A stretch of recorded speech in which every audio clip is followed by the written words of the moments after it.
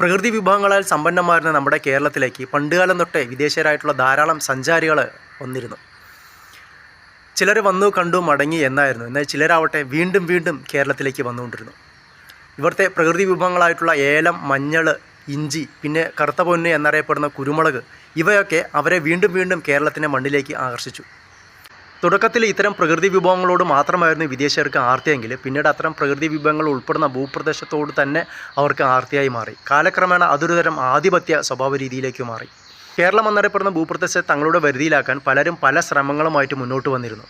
അവരുടെ ലക്ഷ്യം ഒന്ന് മാത്രമായിരുന്നു: കേരളത്തെ ചൂഷണം ചെയ്യുക. ഇത്തരത്തിൽ വന്നവരായിരുന്നു പോർച്ചുഗീസുകാർ.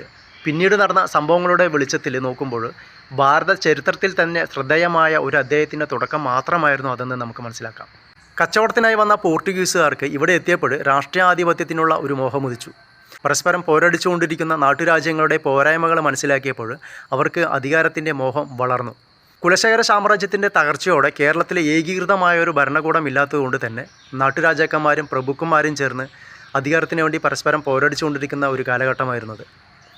ഈ ഒരു അവസരത്തിൽ അധികാരമോഹവുമായി വന്ന പോർച്ചുഗീസുകാർക്ക് അവസാനം കലക്കവെള്ളത്തിൽ മീൻ പിടിക്കാൻ തന്നെ തീരുമാനിച്ചു. ഇത്തരത്തിലായിരുന്നു പോർച്ചുഗീസുകാരുടെ ഒരു ആധിപത്യ സ്വഭാവം വളർന്നതെന്ന് പറയാം.